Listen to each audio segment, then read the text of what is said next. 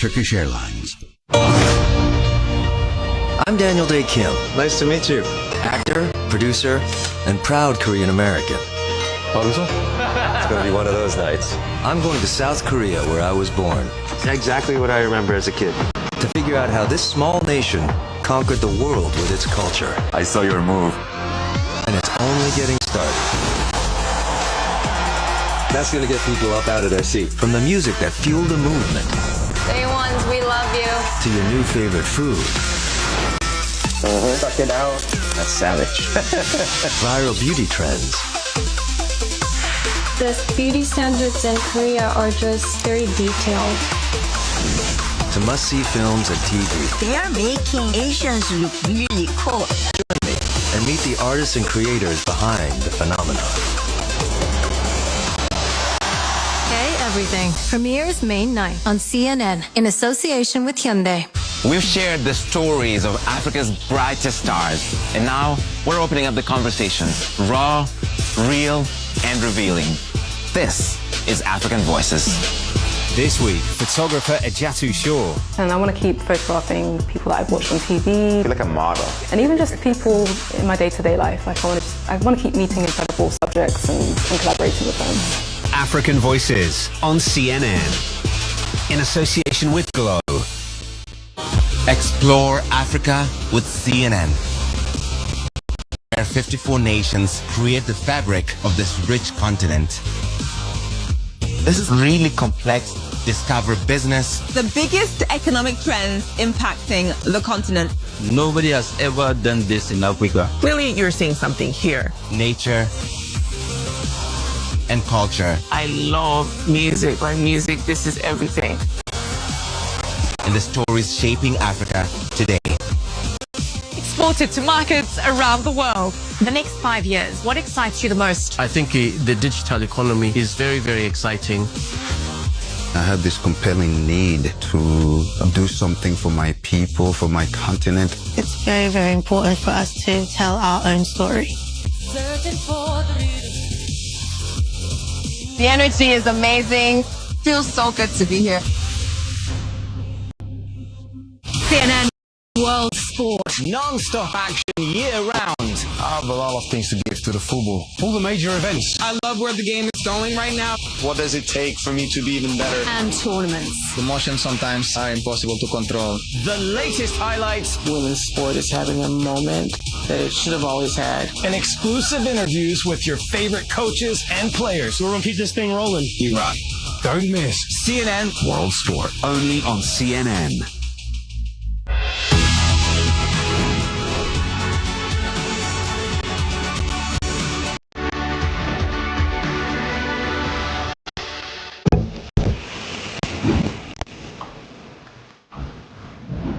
When you travel the world, make sure the world travels with you.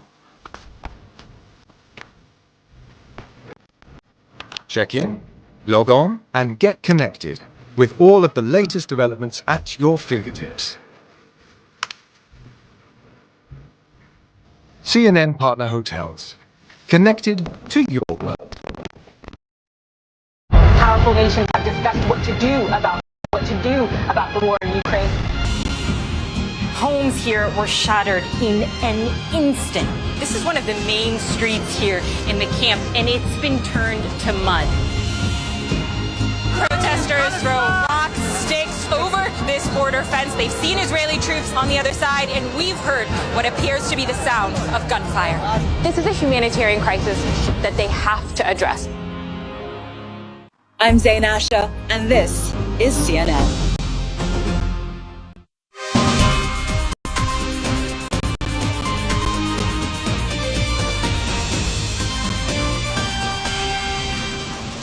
A warm welcome to the show, everyone. I'm Max Foster in for Issa Soares Tonight. Well, hopes are for talks between the US and Iran, but they're dwindling. As President Trump says, it's highly unlikely he would extend the ceasefire deadline if an agreement isn't reached. Then the British Prime Minister Keir Starmer facing a grilling by lawmakers over his appointment of Peter Mandelson, who had failed his security vetting for the job of US ambassador. I'll speak to a member of Keir Starmer's own party to get his take. Plus, the community in Louisiana is reeling after the deadliest mass shooting in the US in more than 2 years. That and much more just ahead. Now, the optimism surrounding a fresh round of talks between the US and Iran appears to be vanished, and the clock is pretty much ticking to the hour. US President Donald Trump says it's highly unlikely he would extend the ceasefire deadline if an agreement isn't reached. The president told Bloomberg he expects fighting to resume immediately if the ceasefire expires. The evening time, the ceasefire is supposed to end Tuesday evening. The prospects for those negotiations appear to sour after US forces fired on and seized an Iranian-flagged cargo ship. Tehran is vowing to retaliate. CENTCOM says the vessel failed to comply with repeated warnings from American forces. Motor vessel Tosca. Motor vessel Tosca. Vacate your engine room. Vacate your engine room. We're prepared to subject you to disabling fire. Well, adding to the confusion over whether there'll be new talks, US Vice President J.D. Vance's appearance at the White House today. That's despite President Trump's claim that Vance was already on his way to Pakistan to lead an American delegation in negotiations. Sources tell CNN US that Vice President J.D. Vance will leave for Pakistan on Tuesday, though. Our Kristen Holmes is at the White House for us. Just clear up that confusion for us, Kristen, because the President was very clear that J.D. Vance was on his way. Yeah, I mean, there's no way to clear this up because that's exactly what President Trump said. The only thing we can say is that President Trump continues to do these kind of small snippet interviews in which he says either contradicting information to what he's already said or contradicting information to what other U.S. officials who are directly involved in these conversations or these negotiations are saying. So, for example, last week it started when he said that J.D. Vance wasn't going at all for security reasons. Well, we'd already been told by the White House that he was in fact attending, and this is certainly muddying the waters, as it clearly would, given the fact that you have the President of the United States out here just saying things that aren't really lining up with what's happening in reality. One of them being that J.D. Vance was almost wheels down, and then he shows up here at the White House about 30 minutes later.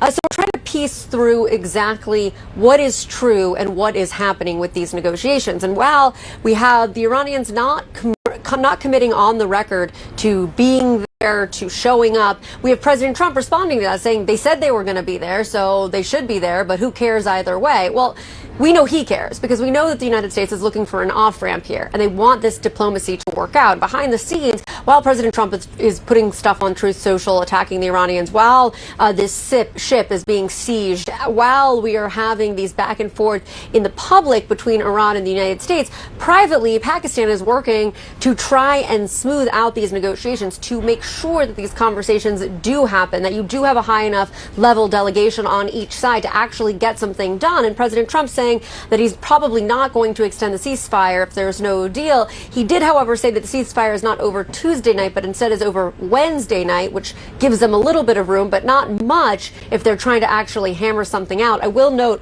President Trump, he is often to say that he's not going to do something like extend a ceasefire, but we know if it's moving in the right direction, he will actually likely try to figure out a way around that in order to get something done. They don't want this fighting to continue, and as you've noted, as we've been covering for the last several weeks, they don't want those gas prices, those oil prices to keep going up either. In terms of who will lead those negotiations, it'll be J.D. Vance, would it? And then if we hear any sense that the president's going over, that's when we know something's happening. That's right, and it's unclear whether he would go regardless. I was told by a number of Secret Service and security experts who told me that the idea that President Trump was even announcing that he might go over there was likely to scuttle any kind of actual trip over there, just given the enormous amount of security precautions. However, what we know for the delegation, J.D. Vance will be there, Witkoff will be there, Steve Witkoff, as well as Jared Kushner, President Trump's son-in-law. Unclear, even if they're going to get a deal, if President Trump will go over there. But the other thing to keep in mind, they do not want any scenario in which J.D. Vance and President Trump are both over there at the same time. That is an enormous security risk, not something that they don't want to put them in harm's way at the same time, put the focus on either one of them. So that's going to be something you'll see too. If he does end up going over there, we'll likely see J.D. Vance coming back. Okay, Kristen, appreciate it. Thank you. Well, with Washington and Iran squabbling instead of negotiating, it doesn't appear the standoff in the Strait of Hormuz will end anytime soon. The waterway that normally sees 20% of the world's oil pass through it, virtually empty right now, and that's pushing oil prices higher, as you'd expect. Brent crude not far off that $100 a barrel level. This is how US stocks are doing as well today. Although, Richard, you know, we look at the stock markets, they're very difficult to fathom at the moment. It is, but I'm not surprised that in fact, I might have expected it to be a little more volatile, considering all the bonhomie and good wishes that came out at the end of last week has literally evaporated over the weekend. And I think the price, by the way, the price of the barrel of oil is the support level that you're seeing at around 95. Because it keeps going back to that when there's at around $95 to $98 a barrel. If fighting breaks out again, if there's no more ships coming through, it'll go back over 100. Gas prices reaching $4.05 a gallon on Sunday. How important is that? You mean gasoline as in Yes. driving gas? Yes. Extremely important. Yeah. And it's even higher in other parts of America, by the way. In some states... That's just the average. Yeah. In some states, it's $5. And that's pain point. And remember, in a country where you believe it's their birthright to have cheap fuel and cheap gasoline, this is very damaging. Because not only will it hit Americans in the psyche, it'll hit them in their pocket, it'll hit every company, every bit of manufacturing. It spilled its way across the industry. Presumably, investors are just looking for what everyone else is looking for, a deal, right? A lasting deal. So how do they gauge Well, that? you see, they're looking for something. Yeah. They're looking for certainty. You know, they'd like a deal. But if you're not going to get a deal, at least get some certainty of what comes next. What Kristen was saying was very interesting. You've got this bizarre situation where the President of the United States is saying something that we know not to be true because we were told 10 minutes earlier, or vice versa. And nobody really is sure it's not so much telling the lies or the truth. We're just not sure of what is the position. Where do people actually stand? What's really happening? And having said Tuesday as the deadline Exactly. all along, suddenly it's Wednesday without mentioning that there's been a change. But that actually, maybe that's hopeful because he's flexible. Yeah, I come back to what Macron said a couple of weeks ago when he had his spat with Trump. Just because you can speak every day doesn't mean you should. In terms of how, if he does a deal with, lifting more sanctions on Iran, giving it more freedom, is that something the markets would like to see? I don't think the markets really are too concerned one way or the other in terms of the sanctions on Iran per se. Will there be certain countries that would be very grateful to see it? Yes. There'll also be plenty that aren't. I mean, to start lifting sanctions sends a very strong message of where you believe policy is headed. But presumably, if you look at it at a purely economic level, you do actually want the flow of oil to increase, and whether that comes from Iran or Russia, if you're staying out of the politics, it's and a good also thing. you're providing money back to Iran, Yeah. which of course is they're going to badly need for the reconstruction after the bombing. Okay, Richard, thank you so much. More with Richard on Quest Means Business, of course, in just over an hour. Sources tell CNN the second round of direct talks between Israel and Lebanon, meanwhile, are now scheduled for Thursday in Washington. It's meant to build on a temporary ceasefire after weeks of war. People in Lebanon are surveying the damage from Israeli strikes. One man says it's on the level of Gaza now. Entire communities are razed, especially in the south, where Israel says it's creating a security buffer to protect against Hezbollah attacks. Israeli forces occupying dozens of villages now, including the predominantly Christian town of Debel, where the photo was taken where you see right now. It shows an Israeli soldier desecrating a statue of Jesus. Israel's military says it's investigating. Church leaders are outraged, calling it a grave affront to the Christian faith and a disturbing failure in moral and human formation. Authorities are still trying to determine a motive. Meanwhile, in the deadliest mass shooting in the US in more than 2 years, the victims, meanwhile, have all been identified. Police say the 31-year-old gunman shot and killed his 7 young children, along with their cousin in northwestern Louisiana. That was on Sunday, and they described the rampage as domestic in nature. The youngest victim was just 3 years old. The gunman also critically injured 2 other women, including his wife, before police shot and killed him. CNN's Isabel Rosales is on the scene and filed this report just a short while ago.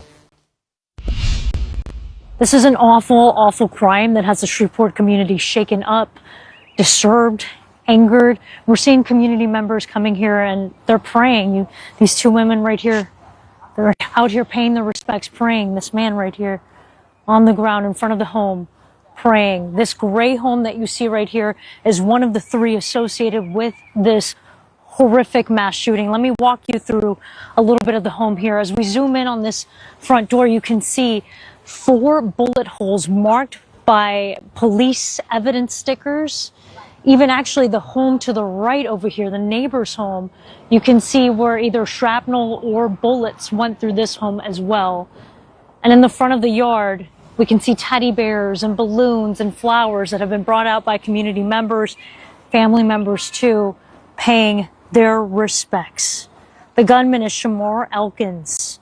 According to Shreveport police, he first began his deadly rampage by pointing the gun at his wife, shooting her, injuring her, and then coming to this home where he shot and killed 8 children, 7 of which are his own children. Ultimately, he ended up carjacking a driver and leading police on a chase across the neighboring parish, where officers ended up shooting and killing him. I spoke with one of the family members of these victims. Here's what he had to say. It's hard. It's hard. Yeah, it's very hard.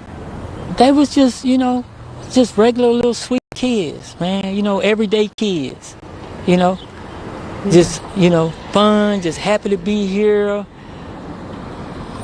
just full of joy. And according to the Caddo Parish Coroner's Office, there were 5 girls that were killed and 8 boys. Their ages range from as young as 3 years old up until 11 years old. 2 women are in critical condition in the hospital. And there was also a 13-year-old boy, neighbors were telling me, and police also told this story, that this child jumped from the roof to evade this shooting, ended up breaking some bones, but is expected to be okay. Back to you. Isabella there.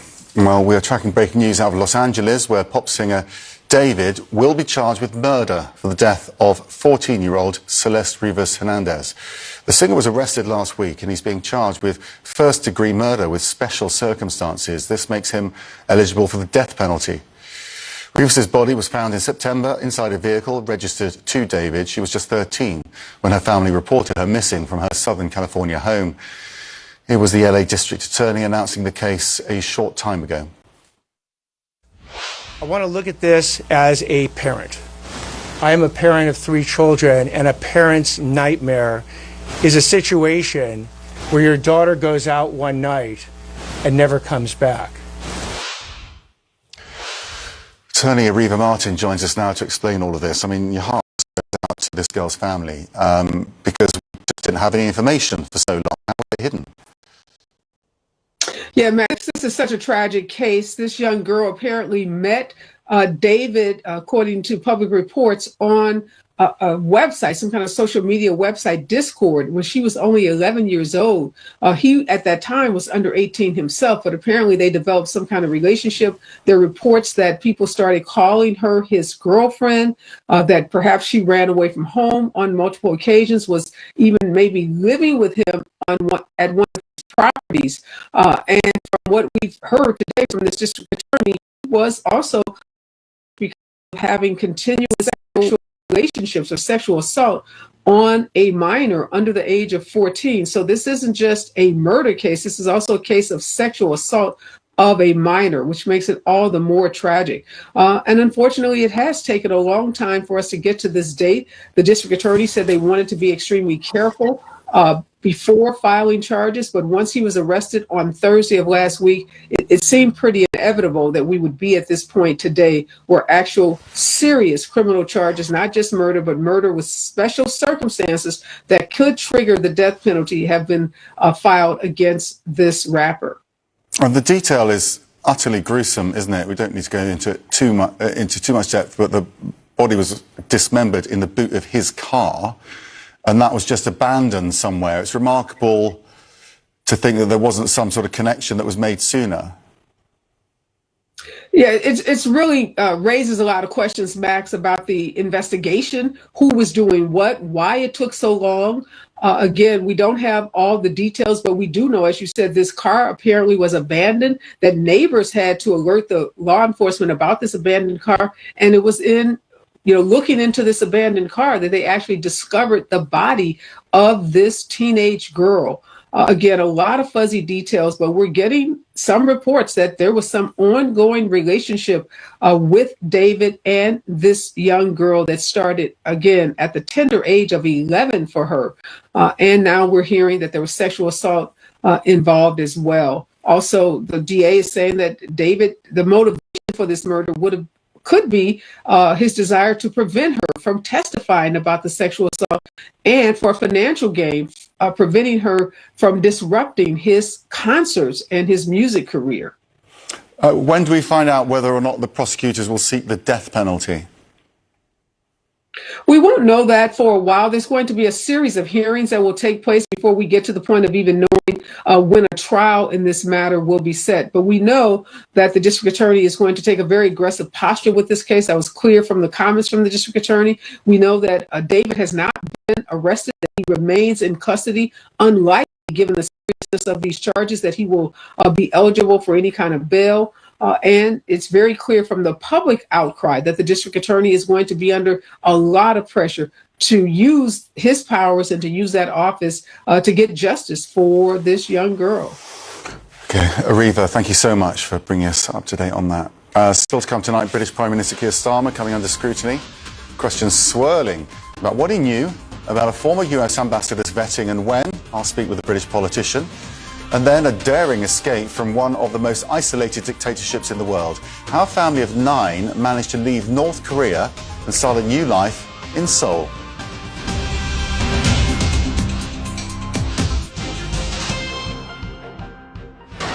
That's it. 30 years ago, the Dubai World Cup was launched with a simple idea: to bring international horse racing to the region. The first race was held in 1996, and by the early 2000s, it had become one of the richest events in the sport. We had a vision to connect the East and the West and to bring the best horses and owners to compete on an amazing prize, that is the Dubai World Cup. In 2010, the race moved to Meydan, a purpose-built venue reflecting the scale and ambition of the event. I am a winner here when everybody come. It doesn't matter tomorrow who wins or who loses. His Highness's vision did not stop on just Dubai World Cup being a race day, but a celebration for everyone coming to Dubai. For 30 years, Dubai has cemented its place. Now it looks forward to what comes next. In a divided America, where do I fit? You tell me, ask your partner. Abby Phillip brings all sides to the table. Can you name one thing you'd do different? The hypocrisy is so rank, folks at home. Classes in session. To talk about the issues. Congresswoman, it is false. The answer is 0. The policies. What is the Democratic Party about? Can you answer that question? And the biggest debates to wrap up your day. I hear what you're saying Trump believes in, but do you think it's a good idea? News Night with Abby Phillip, Tuesday through Saturday on CNN. Every day we take a step back to look at the big picture, from decisions made in Washington to the ripple effects across Asia, Europe, and beyond. We follow the story as it unfolds and hear every voice to make sure the information is clear, fair, and relevant to you. In a world packed with noise, facts matter. That's what we do here. This is The Brief. Here's a breakdown of what you can find out front. Where are we when it comes to inflation? Direct, in-depth, and raw. Okay, now we hear the sirens. Getting ahead of the biggest stories and giving you context you won't find anywhere else. How important is this moment that we are in? Does it sound to you that we're on the verge of a potentially dramatic escalation? Aaron Burnett out front, weekdays on CNN. So they spent more than a decade planning their escape, well aware there would be no second chances at reaching freedom. We want to bring you an extraordinary story of a family of 9 who defied the odds and defected from North to South Korea. Mike Valerio tells us how they weathered a storm to begin a new life in Seoul. 긴장했으니까 그런 거죠. 그러니까 심장 소리가 쿵쾅쿵쾅하는 소리가 이 귀에가 막 머리를 막 치는 정도인 거죠. 숨소리는 조용하고 고요했지 누가 얘기를 안 하고. 그날 밤에는 비도 왔고 이 파도에 이 바위에 배가 부딪히면 배가 깨져서 바로 침몰하는 하시는 상황이지만은.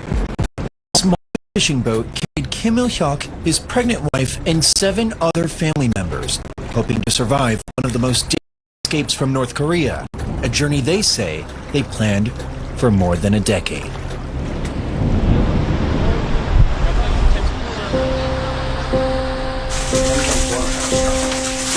As Kim settles into his new life in Seoul, he told us how his escape began with his father and his brother.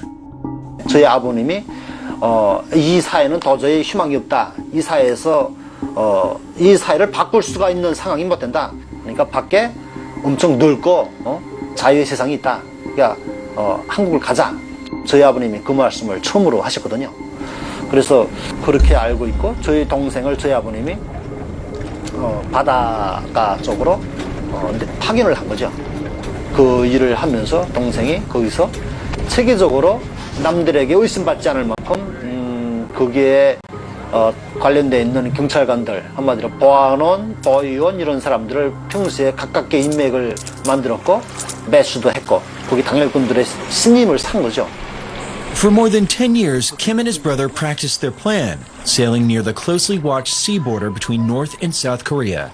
It's a boundary called the Northern Limit Line, or NLL.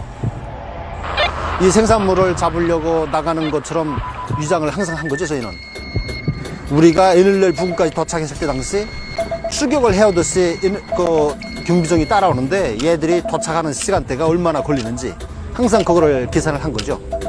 확인해봐라. 우리가 무슨 탈북을 하려고 하는 게 아니다. 우리 풀려나라. 거기서 풀려나고 이런 일을 여러 번 경험했거든요. Kim says he finally decided his family needed to leave when the regime became even more repressive and COVID spread across the country. 북한에 지금 코로나 기간에 엄청 어려워졌는데 코로나 기간에는 살아남기 위해서 사람들이 먹고 살았거든요. 그때 엄청 많은 사람이 굶어 죽었거든요, 실질적으로. 매일같이 정말 어디서 하루 자고 일어나면 누가 죽었다, 누가 뭐 도적을 맞았다. Kim later picked the precise timing for their defection, May 6th, 2023, 10 p.m. 해상 경보날을 골랐으니까 우리가. 그러니까 해상 경보가 들어오니까 물결이 높이 들어오고 태풍이 들어가니까 북한 경비정은 내륙으로 철수한 거예요.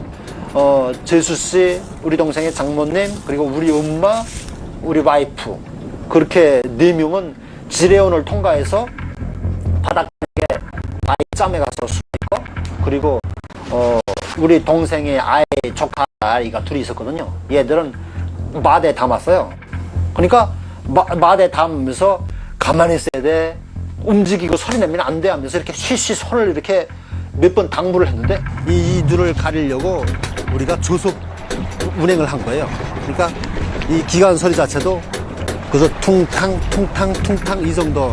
애들이 잠을 자주도 않고 말짱해 있었는데 마지막에 자를 열어보니까 애들이 눈을 동그랗게 뜨고 있는 거예요. 아무 소리 기초가 나왔네요.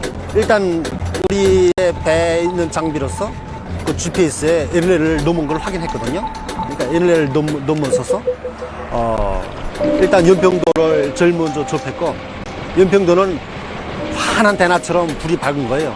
우리는 암흑이고 구조될 때 당시에 그 해군 측에서 확성기로 저희에게 엔진이 고장났냐고 물어봤어요, 처음에. 그러니까 우리의 기순 의사를 확인한 거죠. 그때 아닙니다. 우리는 엔진이 고장이 안 났고 우린 북한 어민들인데 대한민국 기순하려고 왔습니다. 저희 와이프는 가족들 두고 왔으니까요. 그래서 그런지 제 와이프는 두 눈이 부어있더라고요. 많이 울어서. 굉장한 무거운 짐을 내려놓은 듯한 그런 마음의 안도감과 그리고 이젠 됐구나 라는 그런 마음에 긴장이 좀 확 풀리는 듯한 그런 기분이었어요.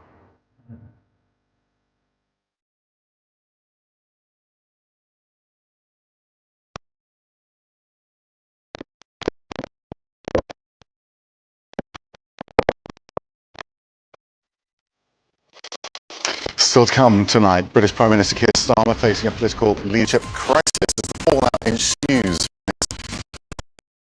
Mandelson will hear from a British lawmaker, and later how the US-Iran war may be reshaping global geopolitics. A former US State Department Middle East negotiator joins us. We've shared the stories of Africa's brightest stars, and now we're opening up the conversation, raw, real, and revealing. This is African Voices. This week, photographer Ejatu Shaw. And I want to keep photographing people that I've watched on TV. I feel like a model. And even just people in my day-to-day life. Like I want to keep meeting incredible subjects and collaborating with them. African Voices on CNN. In association with Glow. This is One World. The world's top headlines with some of the world's biggest players. Stories that captivate from two unique perspectives. What does that mean for wider escalation? One World with Zain Asher and Biana Goladriga. Weekdays on CNN. 6 trucks full of soldiers accompanying our every move. Where are your homes? Have your homes been destroyed? This is where those militants first came. We could hear jets in the skies, non-stop, profound pounding. So let me understand this. You are now basically the only hospital around. Has the situation become worse in the last year? They're starving to death. They are starving. But you do think it's Jewish land? Gaza? When will the Taliban allow teenage girls to go back to school? I think we can all see that's not a cycling accident. There's the photographs of you with Prigozhin together. Does Emily understand what happened on October 7th? It must weigh on your heart to have to bury these little children. These are all people who are desperately trying to escape. We will tell the world your story.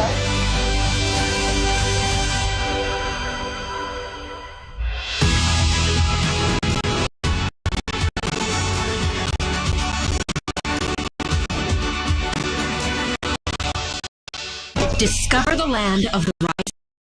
From the vibrant streets of Tokyo to the enchanting landscapes. Come explore Japan with CNN. Yay, my first friendship bracelet. And experience the best of this rich nation.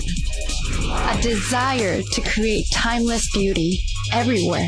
Appreciate the opportunity to sit down with you. An epic adventure to Japan's remote corners. Kanpai. CNN World Sport. Non-stop action year-round. I have a lot of things to give to the football. All the major events. I love where the game is going right now. What does it take for me to be even better? And tournaments. The motions sometimes are impossible to control. The latest highlights. Women's sport is having a moment that it should have always had. And exclusive interviews with your favorite coaches and players. We're going to keep this thing rolling. You rock. Don't miss CNN World Sport, only on CNN. I'm Manu Raju on Capitol Hill, and this is CNN.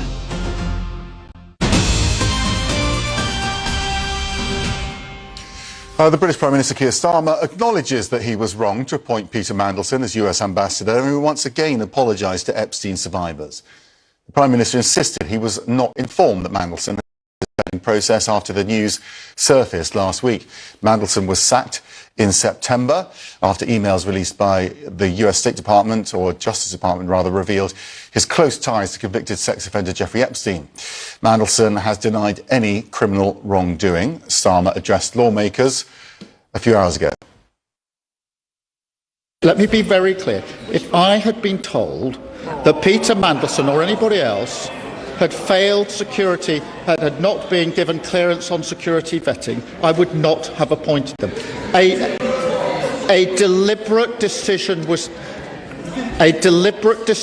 taken to withhold that material from me.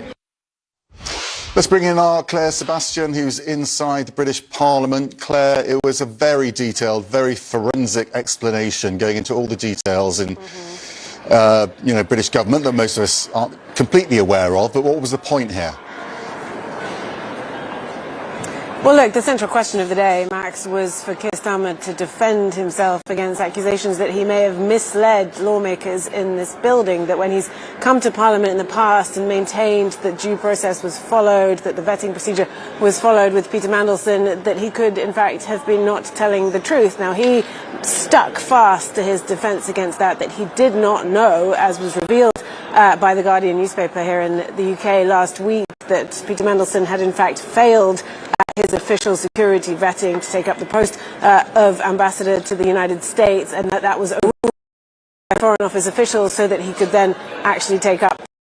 He didn't know. He says he wasn't told about it by Foreign Office officials. He called that.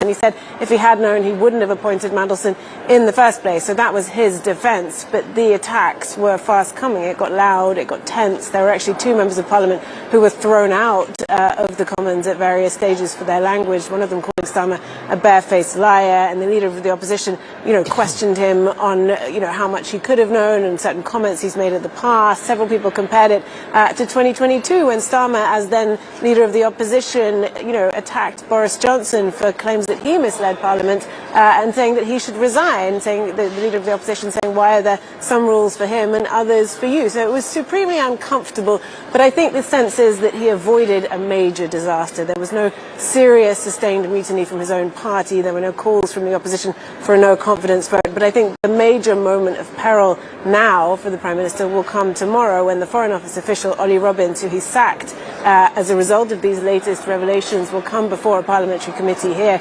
in this building and give his side of the story. If that differs significantly from the Prime Minister's, that could be a problem. And we're also hearing that there is going to be another emergency debate on this in the Commons again tomorrow. So there is more to come. And of course, the lingering issues about how, every time this scandal resurfaces, the Labour Party spends more political capital on it, and it distracts from the business that they want to get down to, of tackling the cost of living. And of course, two wars on two different fronts, Max. Claire, thank you. British lawmakers pushing the Prime Minister on what he knew then about Mandelson's vetting process, and when, almost 2 years ago, Starmer promised the British public, who were weary of political scandals and turmoil, that his government would be different. Conservative Party leader Kemi Badenoch questioned how much he'd fallen short on that promise and who should be responsible for the vetting failures. Instead of taking responsibility made, the Prime Minister, his staff and his officials under the bus. His Cabinet Secretary, his Director of Communications, he has sacked his Chief of Staff, and he has now sacked the Permanent Secretary of the Foreign Office. All of these people fired for a decision he made. The Right Honourable Gentleman's defence is that he, a former Director of Public Prosecutions, is so lacking in curiosity that he chose to ask no questions about the vetting process. He asked no questions about Mandelson's relationship with Epstein. He asked no questions about the security risk Mandelson posed. It doesn't appear that he asked any questions at all. Why? Because he didn't want to know. So the former head of the Civil Service will be speaking tomorrow. We'll bring you an update on that, because that's really what many MPs are looking for next. Meanwhile, Bulgaria's ex-president is on course to be its next Prime Minister after winning parliamentary elections by an absolute landslide. Rumen Radev's victory is one of the strongest results for a single party in a generation, and may end the chronic political instability that has led to 8 elections in 5 years there. It's also the first time since 1997 that a single Bulgarian party has gained enough seats to govern alone rather than in a coalition. Radev has vowed to seek better relations with Moscow and lift European Union sanctions that he calls harmful to both sides. Still to come, a former US State Department negotiator joins us to talk about the sketchy US-Iran ceasefire. We'll have the details on that. We've shared the stories of Africa's brightest stars, and now we're opening up the conversation, raw, real, and revealing. This is African Voices. This week, photographer Ejatu Shaw. And I want to keep photographing people that I've watched on TV. I feel like a model. And even just people in my day-to-day life. Like I want to keep meeting incredible subjects and collaborating with them. African Voices on CNN. In association with Glow. I'm Daniel Kim. Nice to meet you. Actor, producer, and proud Korean American. One of those nights. I'm going to South Korea, where I was born. It's exactly what I remember as a kid. Yeah. This small nation conquered the world with its culture. And it's only getting started. That's going to get people up out of their seats. Music that fuel the movement. Ones, we love you. To your new favorite food. Suck it out. That's savage. Viral beauty trends. The beauty standards in Korea are just very detailed. To must-see films and TV. They are making Asians look really cool. Join me and meet the artists and creators behind the phenomenon. Hey Everything premieres May 9th on CNN in association with Hyundai. I'm Richard Quest. I love traveling the world. Broaden the mind, open the heart, and I'm not done yet. Today on CNN, in association with Turkish Airlines. On Laura Coates Live, we cover it all. Will you take this all the way to the Supreme Court? I'm not refuting a syllable of what you said. What do you say to people who are looking to find their voice? All the news, all on Laura Coates Live, Tuesday through Saturday on CNN. Caitlin Collins is your DC source, bringing you unprecedented access to the White House. What would you say to the survivors who feel like they haven't gotten justice? Capitol Hill. What does re-examining that look like? Are you saying that that's not going to happen? What exactly are your day-to-day responsibilities? And beyond. And good evening from Davos, Switzerland, where President Trump just capped off a whirlwind trip. You were obviously named by President Trump. For in-depth political coverage and analysis, watch The Source, weekdays on CNN. As we mentioned just before the break, British Prime Minister Keir Starmer acknowledging that he was wrong to appoint Peter Mandelson as US ambassador after facing a grilling from lawmakers today. Let's get more on this. I'm joined by Karen Moon. Thank you so much. I know there are some backbenchers in your party very happy with the party's doing now, but what did you make of his performance today? I thought it was a pretty solid performance all round. There are 400 Labour MPs. There's always going to be a handful who are unhappy for one reason or another. I think the vast majority of Labour MPs were very satisfied with what they heard. The Prime Minister said that he would set out a timeline of exactly what was known when, and he delivered exactly that today. He's already apologised several times for appointing Peter Mandelson. He did it again today, and he was right to do so. His story does need to match, though, what we're going to hear tomorrow from the former head of the Foreign Office, who he fired over all of this, doesn't it? That's another key moment. Sure, it is a key moment, but the Prime Minister is absolutely clear. He made it very plain again today that there was no minister, including himself, who was aware that the UK vetting service had been overruled. Appointed Mandelson without that knowledge. Had they had that knowledge, and the Prime Minister made it very clear today, they would not have appointed him. It's a failure of the process, and we are fixing that process. It can never happen again, and the Prime Minister has been very clear about the changes we need to make to that process. Or is it a case of deputy heads will roll? Because, as Kemi Badenoch pointed out, several people have been fired over this, but the Prime Minister's in charge of this organisation. He's admitted he made a mistake. He's admitted he wants to take responsibility, but he's the only person that doesn't seem to be taking responsibility. I mean, ultimately, the buck does stop with him. Well, look, it's not beyond the wit of man to realise that if you have a piece of information that is so vital to the appointment of such a senior position, you pass it on to your superiors. That was not the case. It was not handed over. And as you say, we will hear tomorrow much more detail from Ollie Robbins as to why that was withheld. It is a process that is flawed. It needs to be amended. That information should have been passed on. It wasn't. The Prime Minister didn't know, and Mandelson should never have been appointed, and that's why the Prime Minister has once again apologised today. But there was an interesting email, wasn't there, from the head of the civil service at the time, Simon Case, saying that the appointment should come after the vetting. And the Prime Minister saying, actually, the vetting comes after the appointment. So it does sound as if he's saying the head of the civil service is suggesting one protocol, but he's pushing another protocol onto the head of the civil service. So look, I'm not an expert in this, but as I understand it, there's 2 stages to vetting. There's an initial vetting process, and then there's a kind of deep dive, the kind of UK vetting service, which goes much, much more deeply into some quite detailed understanding of an individual, and there's all sorts of sensitive information that is considered. Mandelson passed the first vetting stage and was announced, and then he didn't pass the second stage, and that information wasn't passed on. Now we're changing the process, and I think the Prime Minister made very clear today that there will not be appointments made of this seniority without going through all of the security vettings, and for that information to be made available to ministers before they appoint. A lot of MPs as well across, all the different parties saying today that wasn't it enough that we knew that Epstein had a relationship with Mandelson? Why would you appoint someone into such a sensitive position purely based on that? Why was it pushed through? It's clear that he was the first choice for the Prime Minister.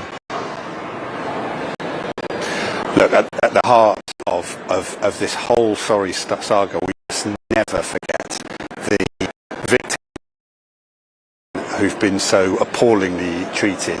I know the Prime Minister feels this incredibly deeply, that he has appointed a man who continued to associate with Epstein, and that's for that reason that he has apologised continuously for appointing Mandelson.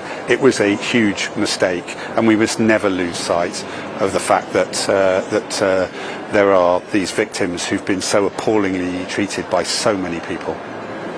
The King is obviously heading on a state visit to the United States next week. And I keep being asked questions about the state of the British government, this all-time low between Downing Street and the White House. The more this trundles on, this whole story, the more it's potentially overshadowing the whole debate about the King's visit, which is meant to be about long-term relationship building, but inevitably we're going to be talking about the state of relations between the two countries because of this affair, aren't we? Oh, I think that the King will rise above all of this. We have, as you say, a very long-standing and friendly relationship with the United States. We are close allies, and we need to make sure that we are working as closely as we possibly can, regardless of the figures who currently hold offices, whether that's on this side of the pond or the other. That relationship endures, and the King recognises that, and that's why he is honouring this visit, and it'll be an important visit. And I'm hoping that he will be able to speak to President Trump about the challenges that we face around the world, and he'll do that in the typical way that the King does these things, and he approaches them in a very supportive way, and attempts to put forward the national interest, but also is very cognizant of world affairs, and so I'm very pleased that he is going. Yeah, okay. Perrin Moon, really appreciate you joining us today. Thank you for joining us from Parliament. Now, back to our top story then, the approaching ceasefire deadline between the US and Iran. US President Donald Trump says it's highly unlikely it'll be extended beyond its scheduled end on Wednesday if there's no deal. Our sources report that US Vice President J.D. Vance and other top White House officials are expected to depart Tuesday now for Islamabad in Pakistan. That's where the potential round of talks next with Iran could happen. The US boarded and seized an Iranian-flagged ship on Sunday, which led to a furious response from Tehran. Iran's foreign ministry insists there are no plans for more talks as of now. Former US State Department Middle East negotiator and senior fellow at the Carnegie Institute for International Peace, Aaron David Miller, joins us now. Thank you for joining us. I mean, a few things to go through with you. First of all, this statement from the president that J.D. Vance was already on his way. Then we see him appear at the White House. He's not on his way. Presumably he will head there tomorrow, but it's not entirely clear when these talks will start or whether Iran's even going to be involved, is it? Well, the two Iranian negotiators that showed up in Islamabad last time around, I think, have agreed to come to Islamabad. That's a Foreign Minister Arachi and the Speaker of the Iranian Parliament, but they're really at the mercy, I think, of a much harder core revolution. Senior leadership that has replaced those that have been killed by the Israelis and the Americans. This is not an auspicious moment, it would seem to me. There's no trust and confidence between the two sides. You've got a standoff.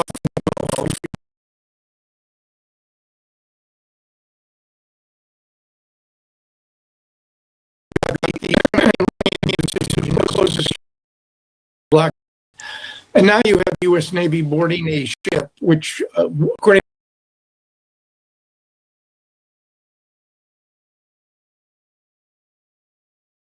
and I don't think you're going to get a conceptual agreement, is some traction that would, in fact, lead to an extension.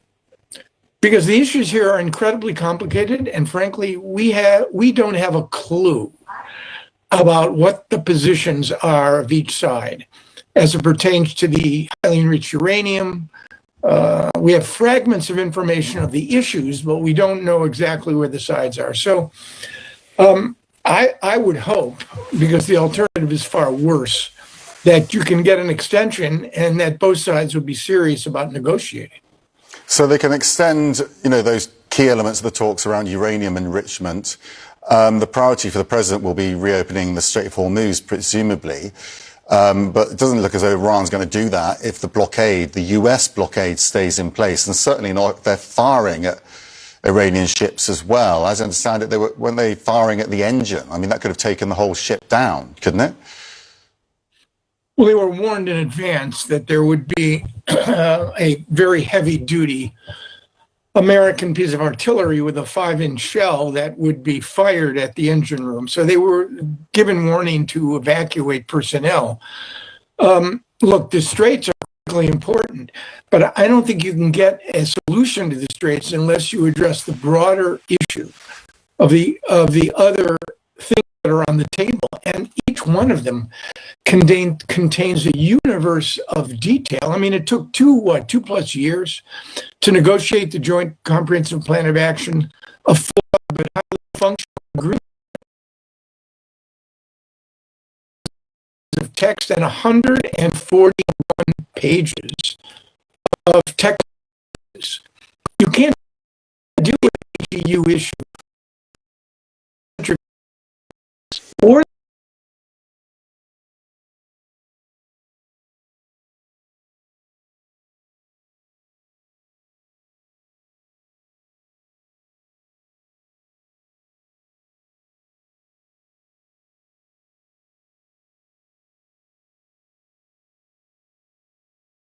a matter of enrichment without intrusive and without monitoring. I've seen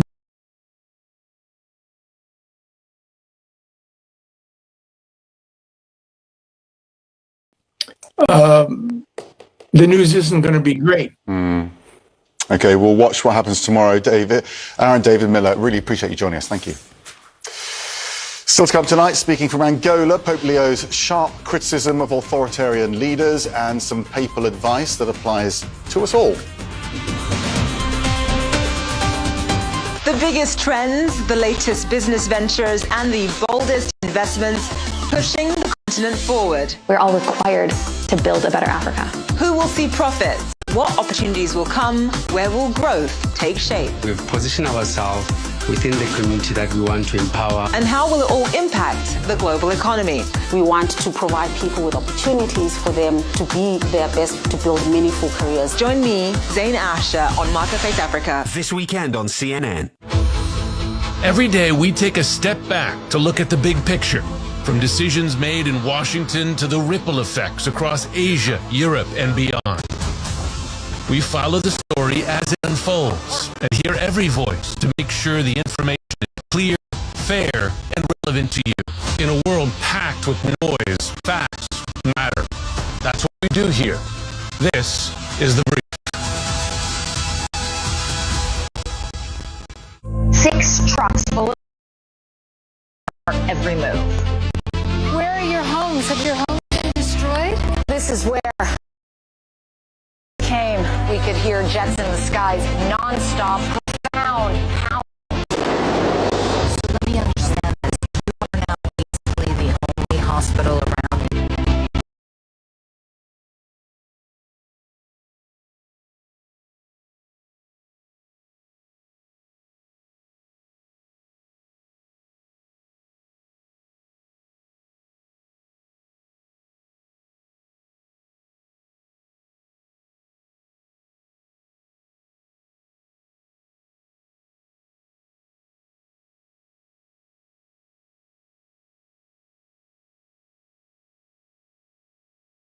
Has the situation become worse in the last year? They are. But you do think it's Jewish?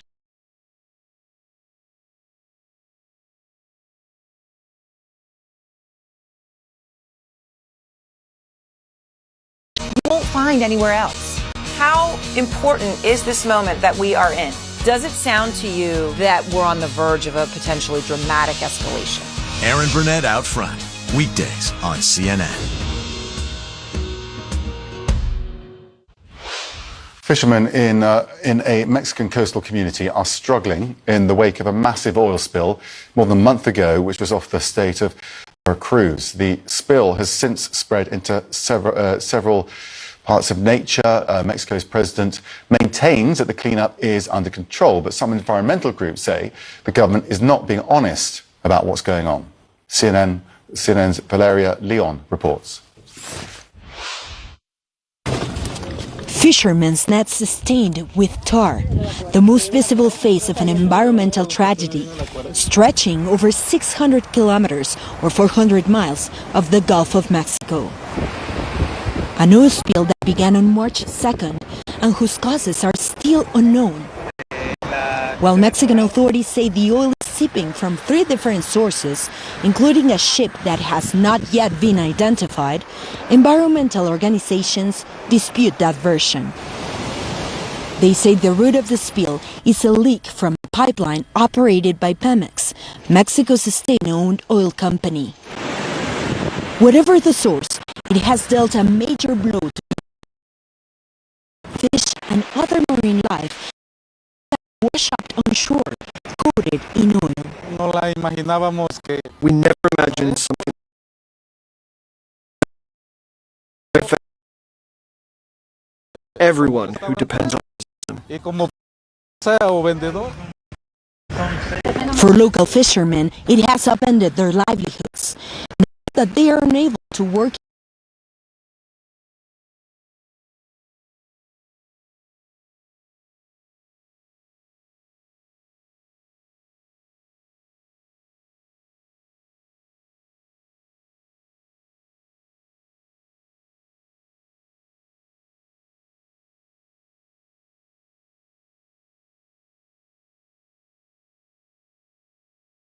the waters they depend on for decades.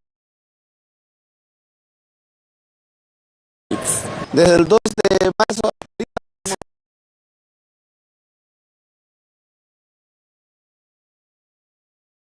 is under control, adding that during Holy Week, hotel occupancy in the coastal city of Veracruz reached around 80%. There are ongoing cleanup efforts. The beaches have been cleaned and people were able to safely go into the beaches of Veracruz. As the cleanup continues, questions remain over what caused the spill and whether the leak has been stopped.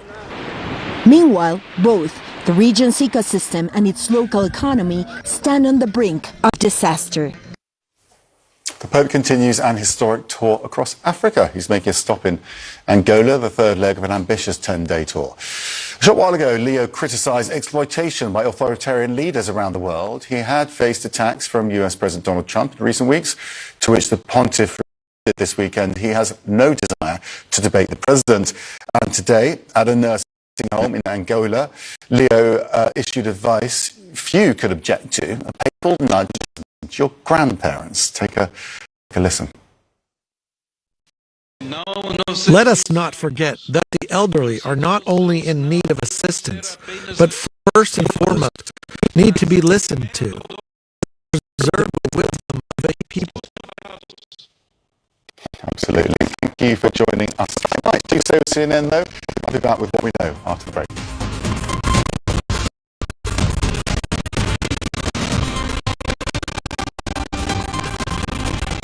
Weekdays on CNN. Tonight.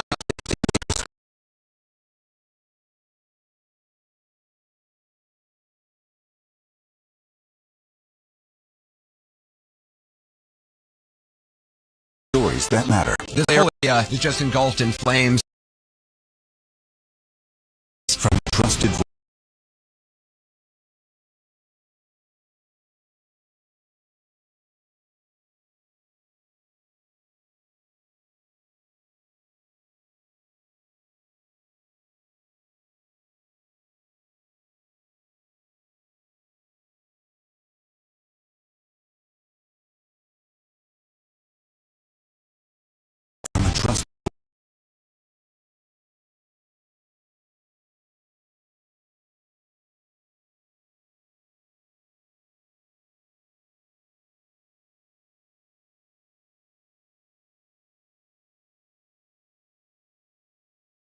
We witnessed nobody alive. In a divided America, Where do I fit? You tell me, ask your partner. Abby Phillip brings all sides to the table. Can you name one thing you'd do different? The hypocrisy is so rank, folks at home. Classes in session. To talk about